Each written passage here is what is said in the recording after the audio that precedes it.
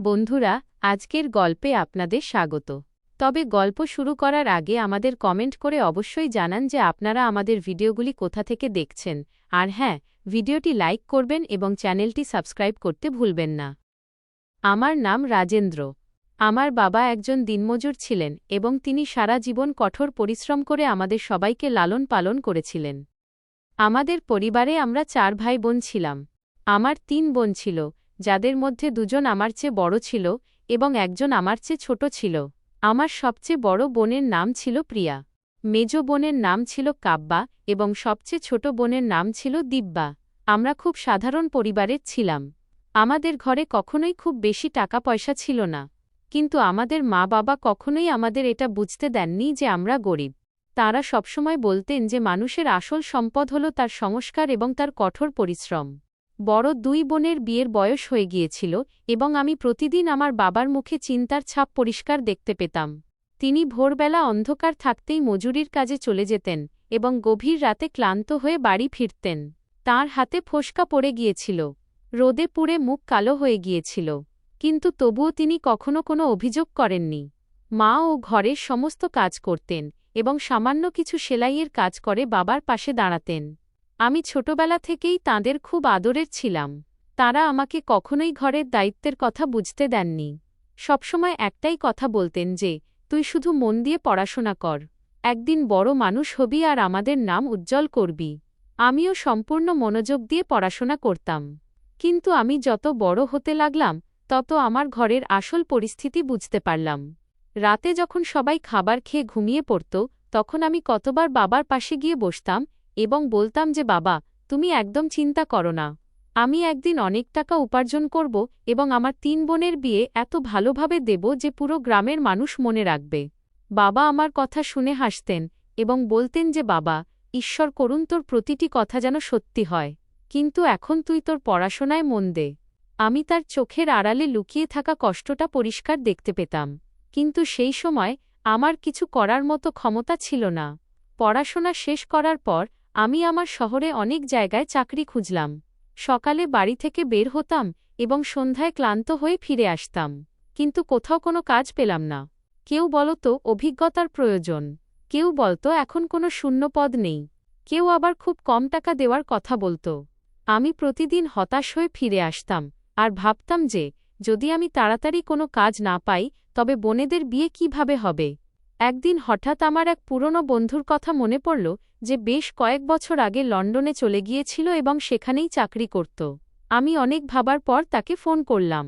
প্রথমে তো সে ফোন তোলেনি, কিন্তু কিছুক্ষণ পর সে নিজে থেকেই ব্যাক করল। সে আমার সব কথা শুনল এবং বলল যে, ভাই, তুই যদি সত্যিই কঠোর পরিশ্রম করতে চাস তবে এখানে চলে আয়। আমি তোকে যতটা সাহায্য করতে পারি করব। কিন্তু একটা কথা আগেই বলে দিই, এখানে চাকরি পাওয়া সহজ নয়। শুরুতে অনেক সমস্যা হবে এবং টাকাও অত বেশি পাওয়া যাবে না, কিন্তু তুই যদি পরিশ্রম করিস তবে আস্তে আস্তে সব ঠিক হয়ে যাবে। আমি কোনো দেরি না করেই বললাম যে, ভাই, আমি সব কষ্ট সহ্য করে নেব, শুধু আমার একটা সুযোগ চাই। সে বলল, ঠিক আছে, আমি তোর ভিসার প্রক্রিয়া শুরু করাচ্ছি, বাকি তুই তোর কাগজপত্র তৈরি রাখ। আমি খুব আনন্দ সহকারে বাড়ি ফিরে এই কথা মা বাবাকে জানালাম। প্রথমে তো তাঁরা দুজনেই খুব ভয় পেয়ে গেলেন। মা কাঁদতে কাঁদতে বললেন, বাবা, তুই এত দূরে চলে যাবি তো আমরা কিভাবে থাকব। বাবাও কিছুক্ষণ চুপ করে বসে রইলেন। তারপর তিনি একটা দীর্ঘশ্বাস ফেলে বললেন, যদি আমাদের ছেলের ভবিষ্যৎ ওখানে তৈরি হতে পারে তবে আমাদের ওকে আটকানো উচিত নয়। আমি জানতাম তিনি ভেতর থেকে ভেঙে পড়ছিলেন, কিন্তু আমার সামনে শক্ত হয়ে দাঁড়িয়েছিলেন। লন্ডন যাওয়ার জন্য অনেক টাকার প্রয়োজন ছিল। আমাদের কাছে এত টাকা ছিল না, তাই মা ওনার বিয়ের সময়ের বেঁচে থাকা অল্প কিছু গয়না বের করে দিলেন। বাবাও যেটুকু অল্প স্বল্প সঞ্চয় করেছিলেন তা দিয়ে দিলেন। তাও টাকা পুরো হল না, তাই কিছু গয়না বন্ধক রাখতে হল। আমার খুব খারাপ লাগছিল। আমি বারবার বলছিলাম যে, থাকগে, আমি এখানেই কোথাও কাজ করে নেব। কিন্তু বাবা বললেন, বাবা, এখন আর পিছপা হোস না। যখন একবার সিদ্ধান্ত নিয়ে ফেলেছিস তখন পুরো সাহসের সাথে এগিয়ে যা। আমি চাই তুই সে জীবনটা বাঁচ যা আমি কখনো বাঁচতে পারিনি। যেদিন আমি বাড়ি থেকে বের হচ্ছিলাম সেদিন মা আমার মাথায় হাত রাখলেন এবং কাঁদতে কাঁদতে বললেন, বাবা, নিজের খেয়াল রাখিস আর কখনো ভুল পথ ধরিস না।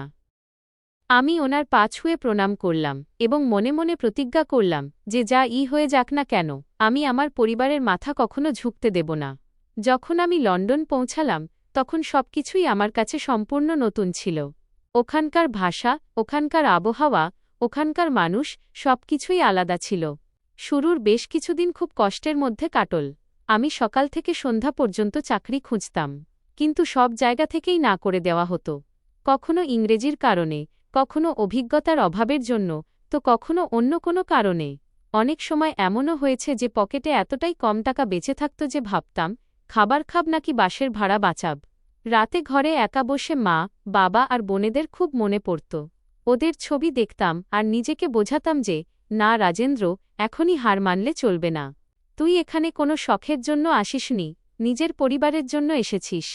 অনেক সময় ইচ্ছে করত সবকিছু ছেড়ে ছুড়ে আবার বাড়ি ফিরে যাই, কিন্তু তখনই বাবার ঘামে ভেজা মুখটা মনে পড়ে যেত আর আমি পরের দিনই আবার নতুন আশা নিয়ে বেরিয়ে পড়তাম। আমার বন্ধুও যতটা সাহায্য করতে পারত করত। সে সবসময় বলত যে সাহস হারাস না, একদিন নিশ্চয়ই ভালো হবে। প্রায় বেশ কিছুদিন ধরে ক্রমাগত চেষ্টা করার পর অবশেষে আমি একটি কোম্পানিতে ইন্টারভিউ দেওয়ার সুযোগ পেলাম। আমি পুরো প্রস্তুতি নিয়ে গেলাম এবং মন থেকে ইন্টারভিউ দিলাম। হয়তো আমার কঠোর পরিশ্রম আর সততা ওদের পছন্দ হয়েছিল, কারণ সেই দিনই আমি চাকরিটা পেয়ে গেলাম। যখন আমি জানতে পারলাম যে আমি কাজটা পেয়ে গেছি, তখন আমার চোখে আনন্দের জল চলে এল। আমি সবার আগে ওপরওয়ালার কাছে কৃতজ্ঞতা জানালাম এবং তারপরই সঙ্গে সঙ্গে আমার বাড়িতে ফোন করলাম। মা আমার গলার আওয়াজ শুনতেই ঘাবড়ে গেলেন, কিন্তু যখন আমি বললাম মা, আমি চাকরি পেয়ে গেছি, তখন উনি খুশিতে কাঁদতে লাগলেন। বাবা ফোনটা নিলেন আর শুধু এইটুকু বললেন, বাবা, আজ তুই আমার মাথা গর্বে উঁচু করে দিলি। আমি ওনার গলার আওয়াজে আনন্দটা পরিষ্কার অনুভব করতে পারছিলাম। সেই দিনই আমি নিজের সাথে প্রতিজ্ঞা করলাম যে এখন যতই কঠোর পরিশ্রম করতে হোক না কেন, আমি কখনো পিছিয়ে আসব না। আমি দিনরাত সততার সাথে কাজ করব, টাকা জমাব আর সবার আগে আমার বোনেদের বিয়ে ভালো ঘরে দেব। কারণ এখন এটা শুধু আমার একার স্বপ্ন ছিল না, বরং আমার পুরো পরিবারের আশা ভরসা আমার কাঁধের ওপর ছিল এবং আমাকে যে কোনো মূল্যে সেই আশা পূরণ করতেই হতো। আমি ওখানে পুরো পরিশ্রম আর সততার সাথে কাজ করা শুরু করে দিয়েছিলাম। শুরুতে সবকিছু নতুন ছিল, তাই একটু সময় লাগল, কিন্তু ধীরে ধীরে আমি আমার কাজে পারদর্শী হয়ে উঠলাম। আমার বেতনও খুব ভালো ছিল। প্রতি মাসে প্রায় 2 লাখ টাকা পেতাম। আমার জন্য এই টাকার অঙ্কটা কোনো স্বপ্নের চেয়ে কম ছিল না, কারণ আমিও আগে কখনো একসাথে এত টাকা দেখিনি। আমার সবচেয়ে বেশি আনন্দ এই বিষয়ে ছিল যে এখন ঘরের খরচ খুব ভালোভাবে চলে যাবে এবং আমার বোনদের বিয়ের চিন্তাও আস্তে আস্তে শেষ হতে শুরু করেছিল। আমি প্রতি মাসে সবচেয়ে আগে নিজের বাড়িতে টাকা পাঠাতাম। তারপর যা সামান্য কিছু বেঁচে যেত তা নিজের কাছে রেখে দিতাম, যাতে দরকারের সময় কাজে আসতে পারে। নিজের পেছনে টাকা খরচ করা আমার একদমই ভালো লাগত না। আমি ভাবতাম যে যত বেশি টাকা বাঁচাব তত তাড়াতাড়ি নিজের বোনদের দায়িত্ব পূরণ করতে পারব। আমার সবচেয়ে বড় আনন্দ এটাই হতো যে মাসের মাইনে আসতেই আমি সঙ্গে সঙ্গে বাড়িতে টাকা পাঠিয়ে দিতাম এবং তারপর মায়ের ফোনের অপেক্ষা করতাম। যখন মা বলত যে বাবা, টাকা পেয়ে গেছি, তখন আমার পুরো দিনটা খুব ভালো কাটত। আমি রোজ রাতে কাজ থেকে ফেরার পর বাড়িতে ফোন করতাম। কখনো মায়ের সাথে কথা হতো, কখনো বাবার সাথে, আবার কখনো বোনদের সাথে। সবাই আমার সাথে হেসে হেসে কথা বলত এবং সবসময় এটাই বলত যে বাবা, তুই নিজের খেয়াল রাখিস, এখানে সব ঠিক আছে। মা সবসময় আমাকে বোঝাত যে বাবা, বেশি কাজ করিস না, নিজের শরীরেরও খেয়াল রাখিস। টাকা তো আবার চলে আসবে, কিন্তু তুই যদি অসুস্থ হয়ে পড়িস তবে আমাদের খুব কষ্ট হবে। আমিও প্রতিবার হেসে বলে তাম যে মা, তুমি একদম চিন্তা করো না, আমি এখানে একদম ঠিক আছি, এখানে সব খুব ভালো চলছে। কিন্তু সত্যিটা তো এই ছিল যে আমি বিন্দুমাত্র ঠিক ছিলাম না। কাজ এতটাই কঠিন ছিল যে অনেক সময় সন্ধে নাগাদ আমার হাত পা জবাব দিয়ে দিত। কখনো ঘণ্টার পর ঘণ্টা দাঁড়িয়ে থাকতে হতো, কখনো ভারী জিনিসপত্র তুলতে হতো, আবার কখনো এত ঠান্ডার মধ্যেও বাইরে কাজ করতে হতো যে শরীর অবশ হয়ে যেত। অনেক সময় রাতে ঘরে ফিরে আমি ব্যথার কারণে ঠিকমতো ঘুমাতেও পারতাম না। হাতে ফোস্কা পড়ে গিয়েছিল, পায়ে জল জমে ফুলে যেত এবং অনেক সময় তো প্রচণ্ড জ্বর থাকা সত্ত্বেও আমি পরের দিন কাজে চলে যেতাম, কারণ আমার ভয় ছিল যে যদি ছুটি নিই তবে টাকা কেটে নেওয়া হবে এবং আমি বাড়িতে কম টাকা পাঠাতে পারব। আমি আমার কষ্টের কথা কখনো বাড়িতে জানাতাম না, কারণ আমি জানতাম যে মা যদি জানতে পারে তবে সে সারা রাত কাঁদবে এবং বাবা নিজেকে দোষ দেবে যে তিনি কেন আমাকে এত দূরে পাঠালেন। সেই জন্য যখনই ফোন করতাম সবসময় হেসে কথা বলতাম এবং বলতাম যে এখানে সব খুব ভালো আছে, তোমরা একদম চিন্তা করো না। কিন্তু একটা কথা আমাকে সবসময় অস্বস্তিতে রাখত। মায়ের গলা আগের মতো ছিল না। সে প্রতিবার হাসার চেষ্টা করত, কিন্তু তার গলার আওয়াজে একটা অদ্ভুত কষ্ট লুকিয়ে থাকত, যেন সে আমার থেকে কিছু লুকাচ্ছে। অনেক সময় আমার ইচ্ছে করত তাকে জিজ্ঞাসা করি, মা, সব ঠিক আছে তো? তুমি আমার কাছে কিছু লুকাচ্ছ না তো? কিন্তু তারপর আমি নিজেকে আটকে নিতাম, কারণ যদি সত্যি কোনো সমস্যা থাকত তবে হয়তো সে আমাকে জানাতে চাইত না, যাতে আমি চিন্তায় না পড়ে যাই। আমি শুধু এটুকুই বলতাম যে মা, নিজের খেয়াল রেখো আর সময়মতো খাওয়া দাওয়া করো। সে সবসময় এটাই বলত যে বাবা, তুই শুধু নিজের কাজ কর, এখানে সব ওপরওয়ালার দয়ায় ঠিক আছে। আস্তে আস্তে সময় কেটে যেতে লাগল এবং আমার জীবনটা শুধু কাজ আর বাড়ির ফোনের মধ্যেই সীমাবদ্ধ হয়ে রয়ে গিয়েছিল। আমি প্রতিদিন এটাই ভাবতাম যে যত তাড়াতাড়ি সম্ভব তত বেশি টাকা জমিয়ে নিই, যাতে নিজের বোনদের বিয়ে ভালো ঘরে দিতে পারি। অনেক সময় ছুটির দিনেও আমি ওভারটাইম করে নিতাম, যাতে আরও কিছু টাকা পাওয়া যায়। আমার বন্ধুরা বলত যে একটু বিশ্রামও করে নেওয়া কর, কিন্তু আমার বিশ্রামের চেয়ে নিজের পরিবারের চিন্তা বেশি থাকত। একদিন আমি কাজে ছিলাম, তখনই আমার ফোনের ঘণ্টি বেজে উঠল। আমি দেখলাম আমার বড় বোন প্রিয়ার ফোন ছিল। আমি সঙ্গে সঙ্গে একটা কোণায় গিয়ে ফোনটা ধরলাম। তার গলায় খুব আনন্দ ছিল। সে বলল, ভাই, আমার কাছে তোর জন্য একটা খুব বড় সুখবর আছে। আমি হেসে বললাম যে তাড়াতাড়ি বল, কী ব্যাপার? সে হাসতে হাসতে বলল, ভাই, আমার বিয়ে ঠিক হয়ে গেছে। কিছু মাস পরেই আমার বিয়ে হতে চলেছে। এতটা শুনতেই আমার চোখে আনন্দের জল চলে এল। আমার মনে হলো যেন আমার সমস্ত পরিশ্রম এবার রং আনতে শুরু করেছে। আমি কিছু মুহূর্ত পর্যন্ত কিছুই বলতে পারলাম না। তারপর আমি বললাম, সত্যি দিদি, এটা তো খুব বড় খুশির খবর। ওপরওয়ালার লাখ লাখ শুক্রিয়া। সে হাসতে হাসতে বলল যে, হ্যাঁ ভাই, পাত্রপক্ষের লোকেরা খুব ভালো। সবাই খুব ভালোবাসার সাথে কথা বলে, আর তারা কোনো রকমের কোনো ভুল দাবিও করেনি। এটা শুনে আমার মন আরও খুশি হয়ে গেল। আমার মনে হচ্ছিল যেন আমার কাঁধের একটা খুব বড় বোঝা হালকা হয়ে গেছে। আমি সেই মুহূর্তেই মায়ের সাথে কথা বলতে চাইলাম। মা ফোনটা নিল আর বলল যে, হ্যাঁ বাবা, ওপরওয়ালা আমাদের কথা শুনেছেন। লোকেরা খুব ভালো। আমাদের আশা আছে যে প্রিয়া ওখানে খুব সুখে থাকবে। তুই একদম চিন্তা করিস না। এখন সবকিছু আস্তে আস্তে ভালো হয়ে যাবে। মায়ের কথা শুনে আমার মুখে হাসি চলে এলো। আমি বললাম, মা, তোমরা বিয়ের প্রস্তুতি শুরু করে দাও। টাকার একদমই চিন্তা করো না। যা কিছুর প্রয়োজন হবে আমি পাঠিয়ে দেব। আমার বোনের বিয়েতে যেন কোনো কমতি না থাকে। আমি চাই তার প্রতিটা ছোট বড় ইচ্ছে যেন পূরণ হয়। মা বলল, বাবা, তুই আগেই আমাদের জন্য অনেক কিছু করেছিস। কিন্তু আমি বললাম, না মা, এখনও তো আমি কিছুই করিনি। যেদিন নিজের 3 বোনকে হাসিমুখে তাদের নতুন ঘরে বিদায় করে দেব, সেদিন আমার মনে হবে যে আমি ছেলে হওয়ার কর্তব্য পালন করেছি। সেদিন কাজে ফেরার সময় আমার পা দুটো আগের চেয়ে অনেক বেশি হালকা ছিল। আমার মুখে হাসি ছিল এবং মনে একটা নতুন আশা ছিল। আমার মনে হচ্ছিল যে এখন আমার পরিশ্রম সত্যি সত্যি আমার পরিবারের খুশিতে বদলে যেতে শুরু করেছে, এবং এটাই ভেবে আমি আগের চেয়েও বেশি পরিশ্রম করার জন্য নিজেকে তৈরি করতে লাগলাম। কারণ আমি জানতাম যে এখনও আমার আরও 2 বোনের দায়িত্ব বাকি ছিল, এবং আমি যে কোনো উপায়ে আমার মা বাবার প্রতিটা স্বপ্ন পূরণ করেই ছাড়ব। আমি লন্ডনে কাজ করতে করতে পুরো একটা বছর কাটিয়ে দিয়েছিলাম। বোঝাই গেল না যে সময় কিভাবে কেটে গেল। এই একটা বছরে আমার জীবনটা শুধু কাজ, বাড়ি আর পরিবারের স্মৃতির মধ্যেই কাটছিল। আমি প্রতি মাসে একটা দিনও দেরি না করে বাড়িতে টাকা পাঠাতাম এবং প্রতি রাতে ফোন করে সবার খোঁজ খবর নিতাম। মা সবসময় এটাই বলত যে, বাবা, এখানে সব ঠিক আছে। তুই শুধু নিজের খেয়াল রাখিস আর পরিশ্রম করতে থাক। আমিও তাদের কথার ওপর ভরসা করে নিতাম, কারণ আমার মনে হতো যে এখন ঘরের অবস্থা আগের চেয়ে অনেক ভালো হয়ে গেছে। আমার নিজের বড় বোনের বিয়েতেও আসার খুব ইচ্ছে ছিল, কিন্তু ছুটি পাওয়া যায়নি। সেই সময় মা ফোনেই আমাকে বলেছিল যে, বাবা, তোর বোনের বিয়ে খুব ভালোভাবে হয়ে গেছে। সবাই খুব খুশি ছিল আর এখন সে তার শ্বশুরবাড়িতে রাজত্ব করছে। এটা শুনে আমার চোখে আনন্দের জল চলে এল। আমার মনে হলো যে আমার পরিশ্রম এবার সফল হচ্ছে। আমি সেদিন কাজেও পুরো উদ্দীপনার সাথে গিয়েছিলাম, কারণ আমার মনে হচ্ছিল যে এখন আস্তে আস্তে আমার সব স্বপ্ন পূরণ হতে চলেছে। সময় এভাবেই কাটতে থাকল এবং তারপর একদিন হঠাৎ আমার বস আমাকে ওনার কেবিনে ডাকলেন। আমি কিছুটা ঘাবড়ে গেলাম যে জানি না কি ব্যাপার হবে, কিন্তু উনি হেসে বললেন যে, রাজেন্দ্র, তুমি গত 1 বছরে খুব পরিশ্রম করেছ। তুমি কখনো কোনো কাজে না করনি, তাই কোম্পানির পক্ষ থেকে তোমাকে 1 মাসের ছুটি দেওয়া হচ্ছে। তুমি নিজের বাড়ি গিয়ে নিজের পরিবারের সাথে সময় কাটিয়ে এসো। এতটা শুনতেই আমার মন খুশিতে ভরে গেল। আমি বারবার ওনাকে ধন্যবাদ জানাতে লাগলাম। বাইরে বেরোতেই আমার মনে সবচেয়ে প্রথম এই খেয়ালটাই এল যে আমি বাড়িতে কাউকে আমার আসার খবর দেব না। আমি সবাইকে হঠাৎ সামনে গিয়ে সারপ্রাইজ দেব। মা আমাকে দেখে কত খুশি হবে, বাবা আমাকে জড়িয়ে ধরবে, আমার বোনেরা খুশিতে কেঁদে ফেলবে। এই সব কিছু ভাবতে ভাবতে আমি রাস্তা জুড়ে হাসতে থাকলাম।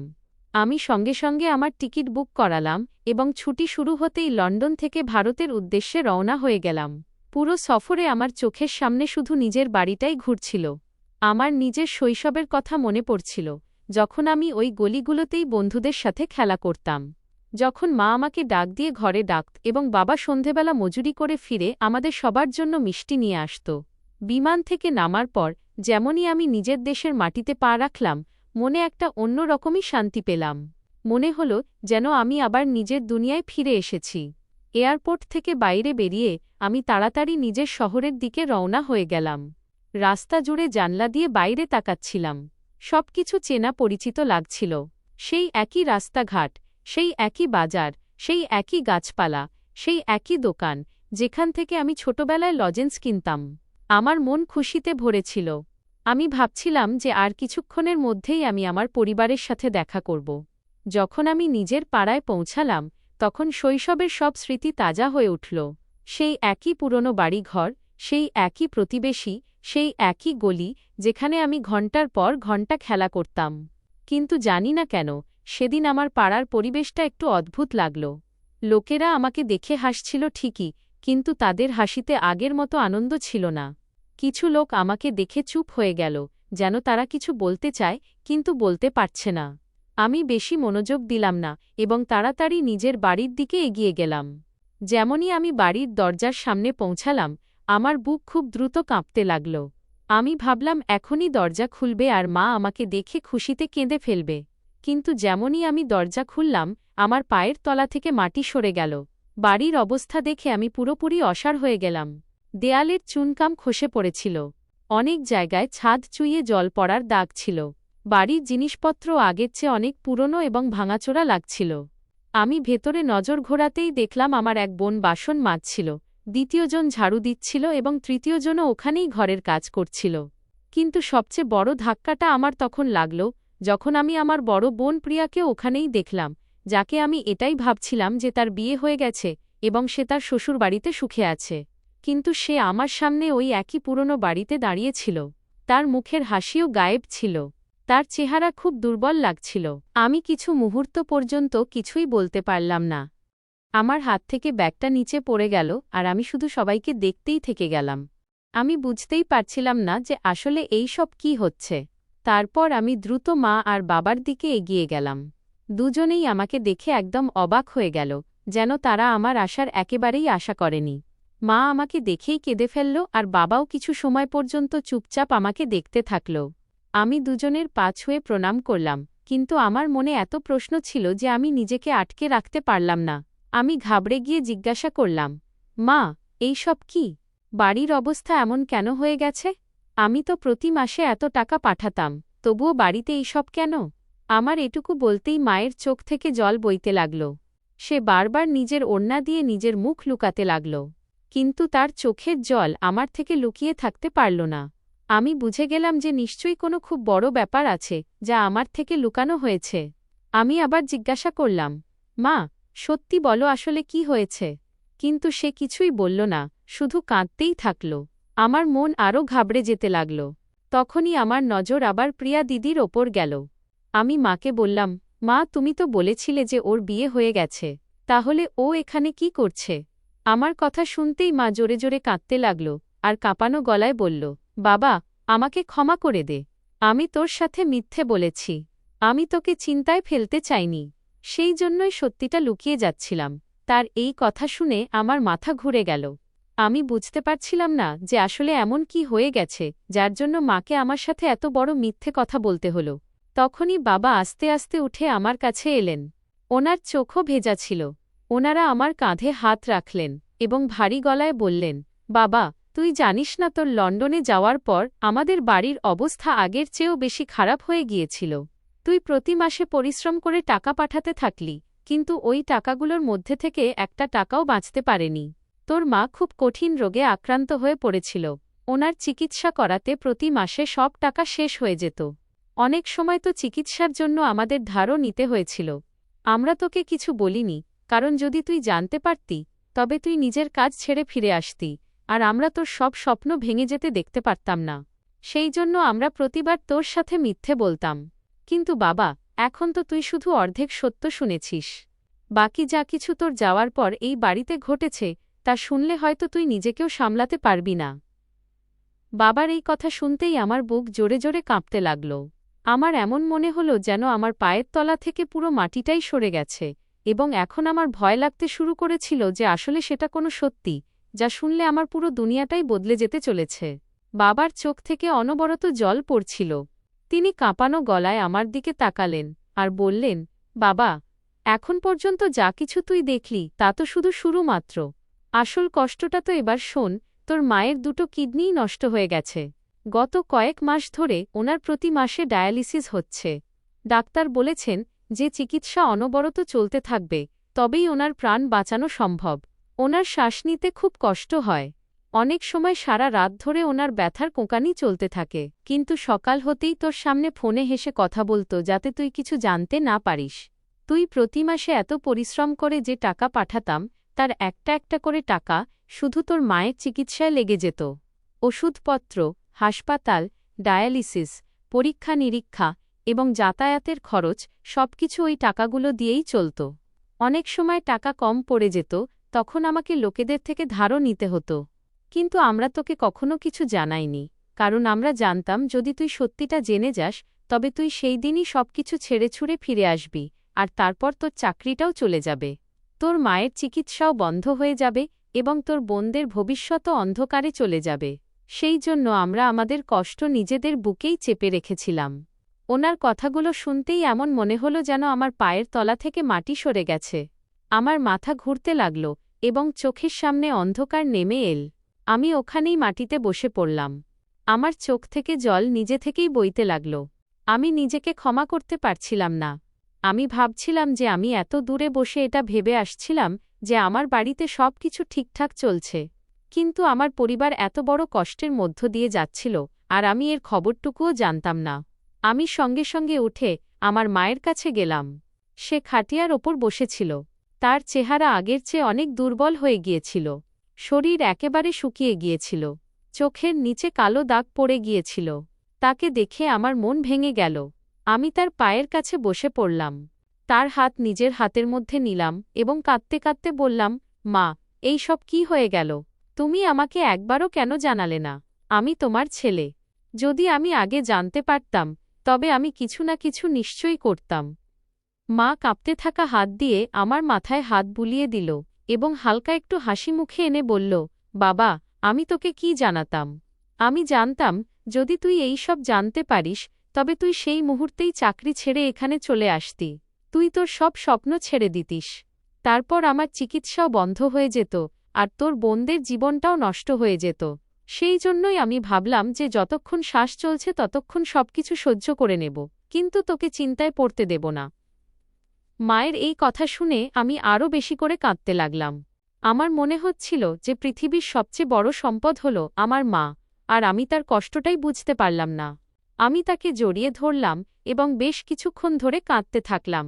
তারপর আমি আমার চোখের জল মুছলাম এবং আমার 3 বোনের কাছে গেলাম। 3 জনের মুখেই চিন্তা পরিষ্কার দেখা যাচ্ছিল, কিন্তু আমাকে দেখেই তারা হাসার চেষ্টা করল। আমি 3 জনের হাত নিজের হাতের মধ্যে নিলাম এবং বললাম, তোমরা একদমই চিন্তা করো না। তোমাদের ভাই এখন ফিরে এসেছে। এখন আমি কাউকে কাঁদতে দেব না। এখন সবকিছু আগের মতোই ভালো হবে। আমি মায়ের চিকিৎসাও করাবো, তোদের 3 জনের জীবনও গুছিয়ে দেব এবং এই বাড়িতে আবার খুশি ফিরিয়ে এনেই ছাড়ব। আমার কথা শুনে 3 বোনের চোখ থেকেও জল বেরিয়ে এল, কিন্তু এবার ওই চোখের জলে কিছুটা আশাও ছিল। আমি সেই দিনই সিদ্ধান্ত নিয়ে নিলাম যে এখন আমি শুধু চাকরির ভরসায় থাকব না। আমাকে এমন কাজ করতে হবে যাতে পুরো পরিবার একসাথে মিলে পরিশ্রম করতে পারে এবং বাড়ির আয়ও বাড়ে। আমি নিজের সাথে লন্ডন থেকে কিছু জমানো টাকা নিয়ে এসেছিলাম। আগে ভেবেছিলাম ওগুলো দিয়ে বাড়ির মেরামত করাব, কিন্তু এখন আমি বুঝতে পেরেছিলাম যে সবচেয়ে জরুরি বিষয় হল উপার্জনের একটা নতুন মাধ্যম তৈরি করা। আমি পুরো শহরের অনেক জায়গায় গিয়ে দেখলাম, লোকেদের সাথে কথা বললাম, আর তারপর বাড়ির কাছেই একটা ছোট দোকান ভাড়ায় পেয়ে গেলাম। আমার ছোটবেলা থেকে মনে ছিল যে আমার মা আর আমার বোনেরা খুব সুস্বাদু রান্না করত, বিশেষ করে মিষ্টি আর জলখাবার, যা কেউ তাদের হাতের খেত সবসময় প্রশংসা করত। তখনই আমার মনে একটা নতুন ভাবনা এল। আমি সবাইকে ডেকে বললাম, কেন না আমরা আমাদের মিষ্টি আর জলখাবারের দোকান শুরু করি? আমরা সবাই মিলে পরিশ্রম করব, আর ওপরওয়ালা যদি চান তো একদিন এই ছোট দোকানটাই আমাদের জীবন বদলে দেবে। প্রথমে তো সবার একটু ভয় লাগল, কিন্তু তারপর আমি তাদের সাহস দিলাম এবং বললাম, যদি আমরা পরিশ্রম করি তবে ওপরওয়ালা নিশ্চয়ই পাশে থাকবেন। পরের দিনই আমি দোকান পরিষ্কার করালাম, সামান্য কিছু সাজগোজ করালাম, প্রয়োজনীয় জিনিসপত্র কিনলাম। বড় ডেকচি, কড়াই, গ্যাস, উনুন, বাসনপত্র এবং মিষ্টি বানানোর সমস্ত সরঞ্জাম নিয়ে এলাম। আমার বোনেরা পুরো মন দিয়ে কাজ শুরু করে দিল। প্রিয়া দিদি সুস্বাদু সমোসা, সিঙাড়া বানাত, কাব্বার জিলিপি পুরো পাড়ায় সুগন্ধ ছড়িয়ে দিত, আর দিব্যা মিষ্টিগুলোকে খুব সুন্দরভাবে সাজিয়ে রাখত। আমি সকালে তাড়াতাড়ি উঠে দোকান খুলতাম, ক্রেতাদের সামলাতাম, জিনিসপত্র কিনে আনতাম, আর সন্ধে পর্যন্ত পুরো মন দিয়ে পরিশ্রম করতাম। মায়েরও শরীর ভালো থাকত না, কিন্তু তাও সে খাটিয়ার ওপর বসে আমাদের দেখত, আর কখনো কখনো হেসে বলত যে বাবা, ওপরওয়ালা তোমাদের পরিশ্রমের ফল নিশ্চয়ই দেবেন, শুধু সাহস হারিও না। তার এই কথাটাই আমার জন্য সবচেয়ে বড় শক্তি হয়ে উঠত। আস্তে আস্তে আমাদের হাতের তৈরি জিলিপি, সমোসা আর মিষ্টির সুবাস পুরো এলাকায় ছড়িয়ে পড়তে লাগল। লোকেরা একবার খেলে দ্বিতীয়বার নিজের পরিবারকে সাথে নিয়ে আসত।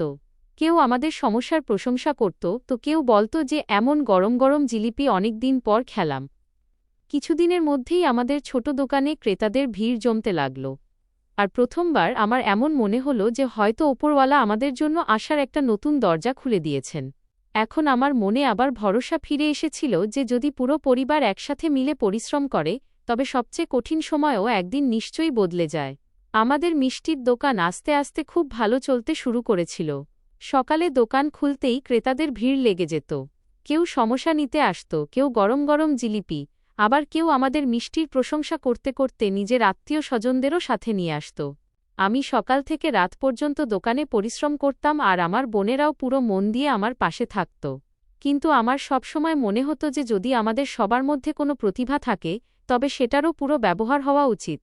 তখনই একদিন আমার মনে পড়ল যে আমার সবচেয়ে বড় বোন প্রিয়ার ছোটবেলা থেকেই সেলাইয়ের কাজ খুব ভালো জানা ছিল। সে নিজের হাতে এত সুন্দর পোশাক সেলাই করত যে দেখলেই কেউ প্রশংসা না করে থাকতে পারত না। আমি তাকে বললাম যে, দিদি, তুমি আবার সেলাইয়ের কাজ কেন শুরু করছো না? প্রথমে তো সে একটু ঘাবড়ে গেল আর বলল, ভাই, এখন কে আমার কাছে জামাকাপড় সেলাই করাতে আসবে? এত বড় বড় বুটিক খুলে গেছে, লোকেরা আমাদের মতো ছোট বাড়িতে কেন আসবে? আমি হেসে বললাম, দিদি, যদি কাজ ভালো হয় তবে লোকেরা নিজেই হেঁটে আসবে। আমাদের শুধু পরিশ্রম করতে হবে, বাকি সব ওপরওয়ালার ওপর ছেড়ে দাও। আমার কথা শুনে সে সাহস করল এবং ঘরের কোণা থেকে নিজের পুরনো সেলাই মেশিনটা পরিষ্কার করে রাখল। শুরুর দিকে পুরো দিন সে মেশিনের সামনে বসে থাকত, কিন্তু কোনো ক্রেতা আসত না। অনেক সময় আমি দেখতাম যে সে চুপচাপ মেশিনের ওপর হাত বোলাত আর তারপর উঠে অন্য কাজে লেগে যেত, কিন্তু সে সাহস হারায়নি। একদিন আমাদের পাড়ায় থাকা এক আন্টি আমাদের বাড়িতে এলেন। তিনি দিদিকে বললেন, মেয়ে, আমার একটা সালোয়ার স্যুট সেলাই করে দেবে? বাজারে খুব চড়া দাম চাইছে। দিদি হেসে হ্যাঁ বলে দিল এবং পুরো মন দিয়ে ওনার জামাকাপড় সেলাই করে দিল। যখন আন্টি 2 দিন পর জামাকাপড় নিতে এলেন এবং পরে দেখলেন, তখন সে খুশিতে ডগমগ হয়ে উঠল। তিনি বললেন, মেয়ে, এত সুন্দর জামাকাপড় তো বড় বড় দর্জিরাও সেলাই করতে পারে না। তুমি তো একদম আমার পছন্দ অনুযায়ী সেলাই করেছ। তিনি যাওয়ার সময় পুরো পাড়ায় দিদির প্রশংসা করে দিলেন। ব্যাস, তারপর আর কি ছিল? আস্তে আস্তে একের পর এক ক্রেতা আসতে লাগল। কেউ ব্লাউজ সেলাই করাতে আসত, কেউ স্যুট, তো কেউ বাচ্চাদের জামাকাপড়। কিছু মাসের মধ্যেই পরিস্থিতি এমন হয়ে গেল যে দিদিকে সকাল থেকে সন্ধে পর্যন্ত সেলাই করারও সময় মিলত না। লোকেরা আগে থেকেই নাম্বার লাগিয়ে জামাকাপড় দিতে শুরু করেছিল। অনেক মহিলারা তো শুধু অন্যদের মুখে প্রশংসা শুনে আমাদের বাড়িতে আসত, এবং যখন তাদের কাজ ভালো হতো তখন তারাও নিজের চেনা পরিচিতদের পাঠিয়ে দিত। দেখতে দেখতে দিদির নাম পুরো এলাকায় ছড়িয়ে পড়ল। এখন আমাদের মিষ্টির দোকানও খুব ভালো চলছিল এবং দিদির সেলাইয়ের কাজও অনেক বেড়ে গিয়েছিল। বাড়িতে প্রথমবার এমন মনে হচ্ছিল যে পরিশ্রম সত্যি সত্যি রং আনছে। আস্তে আস্তে আমাদের আয় আগের চেয়ে অনেক বেশি ভালো হয়ে গিয়েছিল। আমরা সবচেয়ে আগে বাড়ির ভাঙাচোরা দেয়ালগুলোর মেরামত করালাম। বছরের পর বছর ধরে খসে পড়া চুনকাম আবার করালাম। ছাদ মেরামত হল, ভাঙা দরজাগুলো ঠিক করালাম এবং জানলাগুলোতে নতুন পর্দা লাগিয়ে দিলাম। যখন বাড়িটা নতুন নতুনের মতো দেখতে লাগল, তখন মায়ের চোখে আনন্দের জল চলে এল। সে বারবার ওপরওয়ালার শুকরিয়া করতে থাকত। আমি দিদির জন্য বাড়িতে একটা আলাদা ঘরও তৈরি করালাম যাতে সে শান্তিতে নিজের সেলাইয়ের কাজ করতে পারে। সেই ঘরের পরিষ্কার পরিচ্ছন্নতা করালাম, নতুন টেবিল রাখলাম, সেলাই মেশিনের জন্য ভালো জায়গা বানালাম এবং দেয়ালে সুন্দর পোস্টারও লাগিয়ে দিলাম যাতে যে কোনো ক্রেতাই আসুক না কেন সে যেন একটা ভালো পরিবেশ পায়। ঘরের বাইরে একটা ছোট বোর্ডও লাগিয়ে দিলাম যার ওপর লেখা ছিল প্রিয়া সেলাই সেন্টার। এখন মহিলারা সরাসরি ওখানেই এসে নিজের জামাকাপড় দিয়ে যেত এবং দিদি পুরো মন দিয়ে তাদের কাজ করত। আমাদের ছোট বোনেরাও এখন আগের মতো উদাস থাকত না। তারা দোকান এবং বাড়ি দুটিতেই আমাদের হাত বাটাত। বাড়ির পরিবেশও বদলাতে শুরু করেছিল। আগে যেখানে সবসময় চিন্তা আর নীরবতা থাকত, এখন সেখানে হাসির আওয়াজ শুনতে পাওয়া যেত। সবচেয়ে বড় আনন্দ আমার তখন হল যখন মায়ের শরীরেও একটু একটু করে উন্নতি হতে লাগল। ডাক্তার বললেন যে চিকিৎসা ঠিক সময় হচ্ছে, সেই জন্য ওনার অবস্থা আগের চেয়ে ভালো। যদিও ওনার এখনও খুব সতর্ক থাকার প্রয়োজন ছিল, কিন্তু আগের মতো কষ্ট থাকত না। এটা শুনে আমার মনে হল যেন ওপরওয়ালা আমাদের পরিশ্রম দেখে নিয়েছেন। মা এখন কিছুক্ষণ উঠোনে বসে যেত, কখনো বোনদের কাজ দেখত, কখনো দোকান থেকে ফেরার সময় আমাকে দেখে হেসে দিত। কিন্তু আমি একটা কথা নিশ্চয়ই অনুভব করেছিলাম যে ওনার মুখে হাসি তো ফিরে এসেছিল, কিন্তু তা আগের মতো ছিল না। সে প্রায় চুপচাপ কোথাও হারিয়ে যেত, যেন কোনো একটা চিন্তা তাকে ভেতর ভেতর খেয়ে যাচ্ছিল। অনেক সময় আমি জিজ্ঞাসা করতাম, মা, কী ব্যাপার, তুমি এত চুপচাপ কেন থাকো? তখন সে প্রতিবার হেসে এটাই বলে দিত, কিছু না বাবা, আসলে এখন আমার বয়স হয়েছে তো, তাই এখন আর বেশি কথা বলতে ইচ্ছে করে না। আমি বুঝে যেতাম যে সে আমার থেকে কিছু লুকাচ্ছে, কিন্তু আমি তার ওপর বেশি জোর দিতাম না। বাবাও এখন আর আগের মতো মজুরির কাজে যেতেন না। তিনি বেশিরভাগ সময় মায়ের কাছেই বসে থাকতেন। কখনো তাকে ওষুধ দিতেন, কখনো জল খাওয়াতেন, আবার কখনো তার সাথে গল্প করতেন। ওনাকে দেখে আমার সব সময় এটাই মনে হতো যে প্রকৃত জীবনসঙ্গী সেই হয় যে কঠিন সময়েও হাত ছেড়ে চলে যায় না। আমি রাতে দোকান বন্ধ করে বাড়ি ফিরলে সবচেয়ে আগে মা আর বাবার কাছে গিয়ে বসতাম। আমরা তিনজন অনেকক্ষণ ধরে কথা বলতাম। আমি নিজের হাতে মাকে খাইয়ে দিতাম, তারপর বাবাকেও ভালোবেসে খাবার বেড়ে দিতাম। মা অনেক সময় আমার হাত ধরে বলতো, বাবা, তুই আমাদের জন্য যা করেছিস ততটা হয়তো কোনো ছেলেই করতে পারে না। আমি তার কথা শুনে সবসময় এটাই বলতাম, মা, এখনও তো আমি কিছুই করিনি। যেদিন তোমাকে পুরোপুরি সুস্থ দেখব আর আমার 3 বোনকে সবসময় সুখে দেখব, সেদিনই আমার মনে হবে যে আমার পরিশ্রম সফল হয়েছে।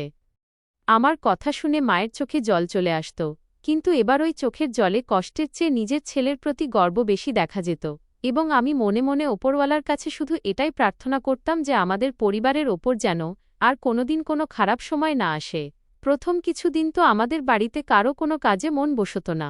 মা চলে যাওয়ার পর এমন মনে হতো যেন বাড়ির সমস্ত আলোই নিভে গেছে। সকালে উঠেই অভ্যাসের বশে আমি মায়ের ঘরের দিকে তাকাতাম, কিন্তু প্রতিবার খালি বিছানা দেখে বুকটা ফেটে যেত। বাবা পুরো দিন চুপচাপ বসে থাকতেন। আগে তিনি প্রতিটা ছোট বিষয়ে মায়ের থেকে পরামর্শ নিতেন, এখন আর কাউকে কিছু বলতেন না। আমার 3 বোনও নিজের চোখের জল লুকিয়ে ঘরের কাজ করত, কিন্তু আমি বুঝতে পারতাম যে তাদের মনের ভেতর কতটা কষ্ট লুকিয়ে আছে। রাতে যখন আমরা সবাই একসাথে খেতে বসতাম, তখন কারও সাহস হতো না যে আগের মতো হেসে কথা বলতে পারে। মায়ের খালি জায়গাটা আমাদের প্রতি মুহূর্তে অনুভব হতো। একদিন আমি সবাইকে নিজের কাছে বসালাম এবং বললাম, দেখো, যদি আমরা এভাবে ভেঙে পড়ি তবে মায়ের সমস্ত পরিশ্রম বৃথা হয়ে যাবে। মা সবসময় চাইত যে আমরা সবাই যেন মিলেমিশে থাকি আর সুখে থাকি। সেই জন্য এখন আমাদের নিজেদের সামলাতে হবে। আমার কথা শুনে বাবা আমার দিকে তাকালেন। ওনার চোখে জল ছিল। তিনি আমার হাত ধরে বললেন, বাবা, আজ তোর ওপর আমার খুব গর্ব হচ্ছে। তুই এই বাড়িটাকে সামলে নিলি, নইলে তোর মা চলে যাওয়ার পর আমি একেবারে একা হয়ে পড়েছিলাম। আমি ওনাকে বললাম, বাবা, এখন তো আমি আছি, তোমার কোনো বিষয়ে চিন্তা করার প্রয়োজন নেই। আমরা সবাই মিলে এই বাড়িটাকে আগের চেয়েও অনেক সুন্দর করে তুলব। এরপর আমরা সবাই আবার নিজের নিজের কাজে মনোযোগ দিতে শুরু করলাম। আমি সকালে তাড়াতাড়ি উঠে দোকান খুলে দিতাম। আমার 2 বড় বোন মিষ্টি আর জলখাবার বানাতে আমার হাত বাটাত। ছোট বোন দোকানে ক্রেতাদের জিনিসপত্র দিত এবং বড় দিদি সেলাইয়ের কাজও করতে থাকত। আস্তে আস্তে আমাদের কাজ আগের চেয়েও অনেক ভালো চলতে শুরু করল। লোকেরা আমাদের মিষ্টির খুব প্রশংসা করত। বাবা রয়ে গিয়েছিলেন। দিব্যা পড়াশোনায় খুব মেধাবী ছিল। আমি তাকে বললাম যে, তুই নিজের পড়াশোনা সম্পূর্ণ কর। আমি তোকে যতটা পড়তে চাস ততটাই পড়াবো। তাকেও কোনো বিষয়ে চিন্তা করতে হয়নি। সে মন দিয়ে পড়াশোনা করতে থাকল এবং অবশেষে তার একটা সরকারি চাকরি হয়ে গেল। যেদিন তার নিয়োগপত্র জয়নিং লেটার এল, সেদিন বাবার চোখ দিয়ে আনন্দের জল বেরিয়ে পড়ল। তিনি আকাশের দিকে তাকিয়ে বললেন, আজ যদি তোর মা থাকত তবে কত খুশি হতো। আমিও সেদিন খুব কেঁদেছিলাম, কারণ আমার মায়ের কথা খুব মনে পড়ছিল। এখন আমাদের পরিবার আবার খুশিতে ভরে উঠেছিল। কিছু সময় পর পাড়ার লোকেরা আমাকে সম্মানিতও করল, কারণ আমি পরিশ্রম এবং সততার সাথে নিজের পরিবারকে সামলেছিলাম। লোকেরা বলত যে, ছেলে যদি হতে হয় তবে রাজেন্দ্রর মতো হোক, যে নিজে কষ্ট সহ্য করেও নিজের পরিবারের পাশে এসে দাঁড়িয়েছে। কিছুদিন পর বাবা আমাকে বললেন যে, বাবা, এবার তোরও বিয়ে করিয়ে দেওয়া উচিত। আগে আমি সবসময় না করে দিতাম, কিন্তু এবার আমি ওনার কথা মেনে নিলাম। আমার বিয়েও একটা খুব ভালো এবং বুদ্ধিমান মেয়ের সাথে হল। সে বাড়িতে এসেই বাবাকে নিজের বাবার মতো সম্মান দিল এবং আমার বোনদের নিজের বোনের মতো ভালোবাসল। আমাদের বাড়িটা আবার হাসি খুশিতে ভরে উঠল। এখন যখন আমি আমার দোকানের বাইরে বসে লোকেদের মিষ্টি কিনতে দেখি, তখন আমার সেই পুরনো দিনগুলোর কথা মনে পড়ে যায়, যখন আমাদের কাছে খাওয়ার মতো টাকাও ছিল না, যখন মা নিজের রোগ লুকিয়ে আমাদের সবার সাহস জোগাত, যখন বাবা মজুরি করে ঘর চালাত এবং যখন আমি লন্ডনে একা বসে নিজের বাড়ির কথা মনে করে কাঁদতাম। কিন্তু আমি জীবন থেকে একটা কথা শিখে নিয়েছি, যে মানুষ যদি পরিশ্রম করা না ছাড়ে আর নিজের পরিবারের সাথ না ছাড়ে, তবে একদিন না একদিন ওপরওয়ালা তার পরিশ্রমের ফল নিশ্চয়ই দেন। কঠিন সময় সবসময় থাকে না, কিন্তু যারা সাহস রাখে তারা সবসময় এগিয়ে যায়। আজ আমার বোনেরা নিজ নিজ ঘরে সুখে আছে। ছোট বোন নিজের চাকরি করছে। বাবা আমাদের সাথে শান্তিতে থাকেন এবং আমি প্রতিদিন নিজের মায়ের ছবির সামনে হাত জোড় করে এটাই বলি যে, মা, তুমি যে সংস্কার দিয়েছিলে সেগুলোর জন্যই আজ আমাদের পরিবার আবার হাসছে এবং আমি জীবনভর তোমার দেওয়া শিক্ষা কখনো ভুলব না। আর তারপর এখন সবকিছু আগের মতো ঠিক হতে শুরু করেছিল, কিন্তু মায়ের স্মৃতি আজও আমাদের মন থেকে মুছে যায়নি।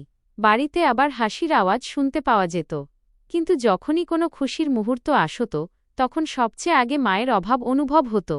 আমি প্রতিদিন সকালে দোকানে যাওয়ার আগে ওনার ছবির সামনে হাত জোড় করতাম আর বলতাম যে, মা, দেখো আজ তোমার ছেলে আর সেই মানুষটা নেই যে কখনো দায়িত্ব থেকে পালাত। আজ আমি তোমার প্রতিটা শিক্ষা মেনে চলছি। এখন আমি আমার বাকি 2 বোনের বিয়েও খুব ভালোভাবে ধুমধাম করে দিয়েছি। আমি চেষ্টা করেছি যেন তাদের বিয়েতে কোনো জিনিসের কমতি না থাকে। যেভাবে প্রতিটা ভাই চায় যে তার বোনের বিদায় যেন হাসিমুখে হয়, আমিও ঠিক তেমনই করেছি। তাদের শ্বশুরবাড়ির লোকেরা খুব ভালো মানুষ ছিলেন। তারা আমার বোনদের মেয়ের মতো আপন করে নিয়েছেন। তাদের খুব ভালোবাসা আর সম্মান দিয়েছেন। যখন আমি প্রথমবার আমার বোনদের শ্বশুরবাড়িতে গেলাম আর দেখলাম যে সেখানে সবাই তাদের কত ভালোবাসার সাথে রাখছে, তখন আমার চোখে আনন্দের জল চলে এল। আমার মনে হল যে ওপরওয়ালা আমার সমস্ত পরিশ্রমের ফল আমাকে দিয়ে দিয়েছেন। এখন আমার 3 বোনই নিজ নিজ সংসারের হয়ে গেছে। মায়ের সবচেয়ে বড় স্বপ্ন পূরণ হয়ে গেছে। একদিন বাবা আমার কাছে এলেন। তিনি আমার কাঁধে হাত রাখলেন এবং ভালোবেসে বললেন, বাবা, তুই সত্যি আমার আর তোর মায়ের স্বপ্ন পূরণ করে দিলি। তুই কখনো হার মানিসনি। তুই নিজের পরিবারকে ভেঙে যেতে দিসনি। তুই তোর বোনদের ঘর গুছিয়ে দিলি। আজ আমার নিজের ছেলের ওপর খুব গর্ব হচ্ছে। তোর মতো ছেলে যেন প্রতিটা মা বাবা পায়। ওনার কথা শুনে আমি নিজেকে আটকে রাখতে পারলাম না।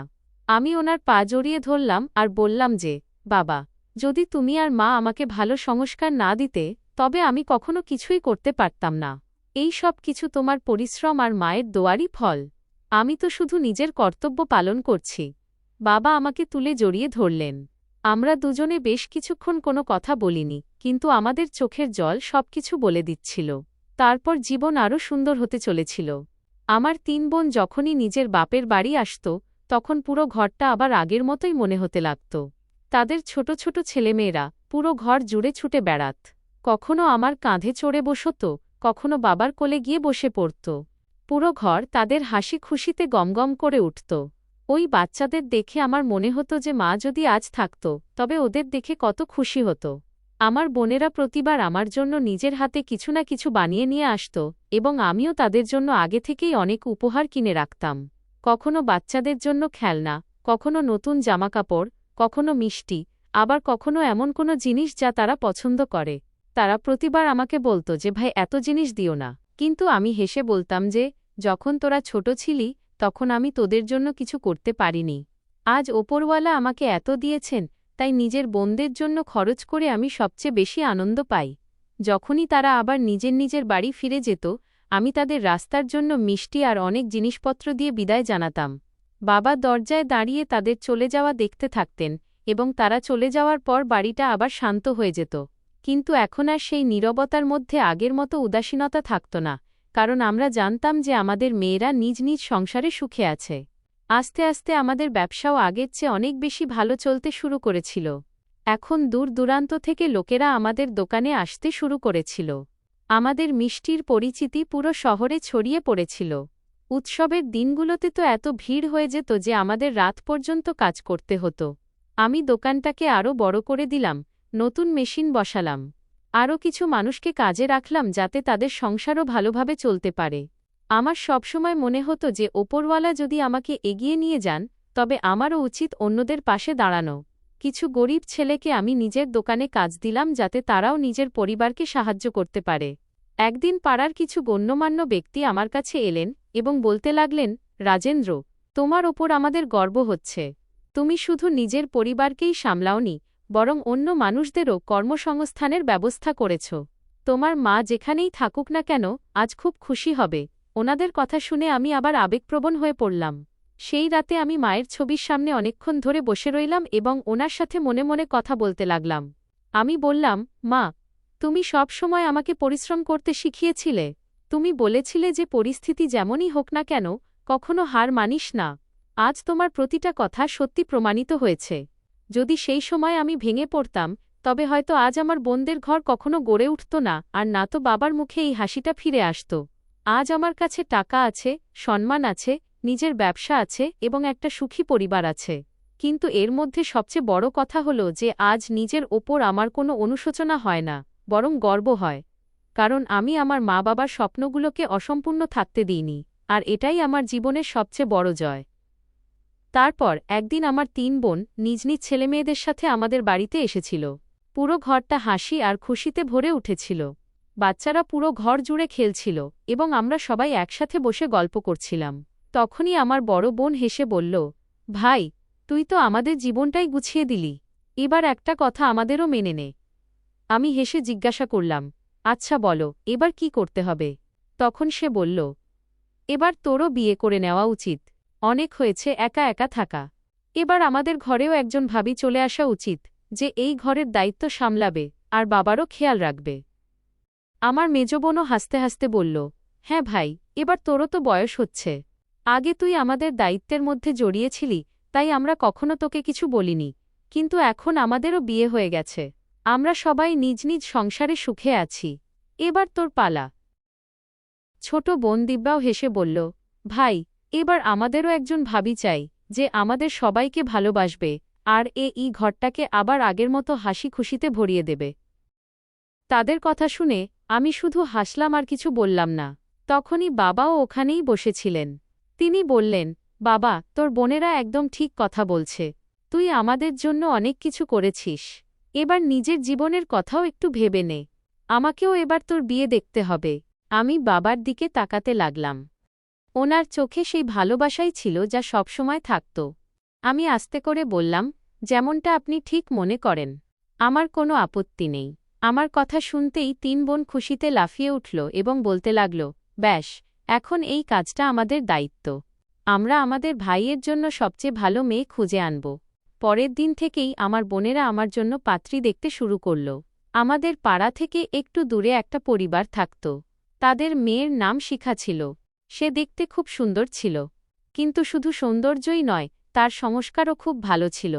পুরো পাড়ার লোকেরা তার প্রশংসা করত। সে নিজের মা বাবার খুব সম্মান করত, ঘরের সমস্ত কাজও খুব ভালোভাবে সামলাত এবং পড়াশোনা জানা মেয়ে ছিল। যখন আমার বোনেরা তার বিষয়ে জানতে পারল, তখন তারা বাবাকে বলল যে আমাদের একবার তার বাড়িতে কথা বলা উচিত। বাবাও রাজি হয়ে গেলেন। তারপর একদিন আমার 3 বোন আর বাবা শিখার বাড়িতে বিয়ের সম্বন্ধ নিয়ে গেলেন। তারা ওখানে বসে তার পরিবারের সাথে কথা বললেন। 2 পরিবার একে অপরকে খুব ভালোভাবে বুঝল। শিখার বাবা মাও খুব ভালো আর সরল সোজা মানুষ ছিলেন। তাদের আমাদের পরিবার পছন্দ হয়ে গেল। তারা কোনো রকমের লোভ ছাড়াই বিয়ের জন্য হ্যাঁ বলে দিলেন। যখন আমার বোনেরা বাড়ি এসে আমাকে এই কথা জানাল, তখন আমি একটু লজ্জায় পড়ে গেলাম। তারপর কিছুদিন পর আমাদের প্রথম দেখার ব্যবস্থা করা হলো। যখন আমি প্রথমবার শিখাকে দেখলাম, তখন তার সরলতা আমার মন জয় করে নিল। সে খুব সম্মানের সাথে সবার সাথে কথা বলল। তার চোখে একটা আপনত্ব ছিল এবং তার মুখে সব সময় একটা মিষ্টি হাসি থাকত। আমার সেই মুহূর্তেই মনে হলো যে এই মেয়েটাই আমার ঘরকে খুশিতে ভরিয়ে দেবে। অন্যদিক থেকে তাকেও আমি পছন্দ হয়ে গিয়েছিলাম। তারপর 2 পরিবারের সম্মতিতে আমাদের বিয়ে ঠিক হয়ে গেল। আমার বোনেরা আমার বিয়ের প্রস্তুতি এমনভাবে শুরু করল যেন ওটা তাদের নিজেদেরই বিয়ে। প্রতিদিন কোনো না কোনো নতুন কেনাকাটা হতো। কখনো জামাকাপড় আসত, কখনো গয়নাগাটি, আবার কখনো সাজগোজের জিনিসপত্র। পুরো ঘর আবার খুশিতে ভরে উঠল। বাবাও এত খুশি ছিলেন যে ওনাকে দেখে মনে হতো যেন উনি আবার বেঁচে থাকার একটা নতুন কারণ খুঁজে পেয়েছেন। অবশেষে সেই দিনটাও চলে এল, যার জন্য আমরা সবাই অপেক্ষা করছিলাম। আমার বিয়ে খুব ধুমধাম করে হল। দূর দূরান্ত থেকে আত্মীয় স্বজনরা এলেন। পুরো পাড়া আমাদের খুশিতে অংশ নিল। আমার বোনেরা প্রতিটা আচার অনুষ্ঠানে সবচেয়ে আগে ছিল এবং বারবার বলছিল যে আজ আমাদের ভাইয়ের সংসার গড়ে উঠছে। বিদায়ের পর যখন শিখা প্রথমবার আমাদের বাড়িতে এল, তখন সে সবচেয়ে আগে বাড়ির মন্দিরে গিয়ে ওপরওয়ালার আশীর্বাদ নিল। তারপর সে বাবার পা ছুঁয়ে প্রণাম করল এবং ওনাকে নিজের বাবার মতো সম্মান দিল। বাবার চোখ খুশিতে ভরে উঠল। তিনি তার মাথায় হাত রেখে বললেন, মা, আজ থেকে এই ঘরটাও তোমার। শিখাও হেসে বলল, বাবা, আমি সবসময় এই ঘরটাকে নিজের ঘর মনে করেই থাকব। আস্তে আস্তে সে পুরো ঘরের দায়িত্ব নিজের হাতে তুলে নিল। সে সকালে সবচেয়ে আগে উঠত, মন্দিরে পুজো করত। তারপর বাবার জন্য চা বানাত, ঠিক সময়ে ওনার ওষুধপত্র দিত আর ওনার খাওয়া দাওয়ার পুরো খেয়াল রাখত। যদি বাবার শরীর সামান্যও খারাপ হতো, তবে সে সবচেয়ে আগে ডাক্তারকে ফোন করত এবং ওনার সেবায় লেগে যেত। এই সব দেখে আমার খুব শান্তি লাগত। সে শুধু বাবারই নয়, বরং আমারও খুব খেয়াল রাখত।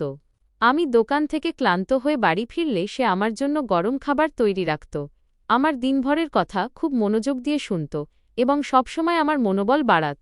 তার হাতের রান্না এতটাই সুস্বাদু হতো যে বাবাও হেসে বলতেন, মা, তুমি আসার পর তো ঘরের স্বাদই বদলে গেছে। আমার বোনেরা যখনই বাপের বাড়ি আসত, শিখা তাদের নিজের আপন বোনের মতো ভালোবাসত। তাদের বাচ্চাদের জন্য আগে থেকেই মিষ্টি আর খেলনা তৈরি রাখত।